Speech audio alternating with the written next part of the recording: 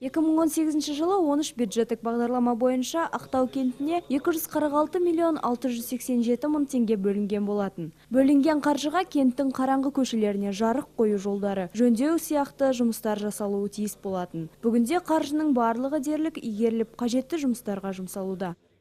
005 программа ауылдық жерлерде оқушыларды жақын жердегі мектепке дейін тегін алып баруды және одан алып қайтуды ұйымдастыру бағдарламасы бойынша 2018 жылы бекітілген бюджет 9 миллион 118 мың теңге мемлекеттік сатып алулар өткізілді. Сондай-ақ елді мекендердің көшелерін жарықтандыру, аумақтық жерлердегі санитарияны қамтамасыз ету, елді мекендерді сумен қамтамасыз ету мәселесі бойынша биылғы жылы Ақтау кентінде бюджеттен 48 миллион 529 мың теңге қаражат бөлінді. Жеке кәсіпкер Езбаев шарт жасалынды. Шарт сомасы 1 миллион 240 мың теңге. Орындау мерзімі 2018 жылдың қаңтар-ақпан айлары.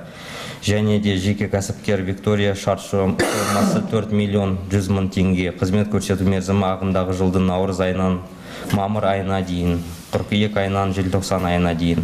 8 ай ішінде 2 миллион 998 мың теңге көлемінде қаражат игерілді, 56% құрайды. Мемлекеттік сатып алулардың нәтижелері бойынша 3 миллион 905 мың теңгеге дейін қаржы үнемделген. Бұл қаражат Ақтау кентіндегі Новая көшесіндегі жолдарды жөндеуге бөлінді. Бүгінгі таңда жөндеу жұмыстарының 80% орындалды.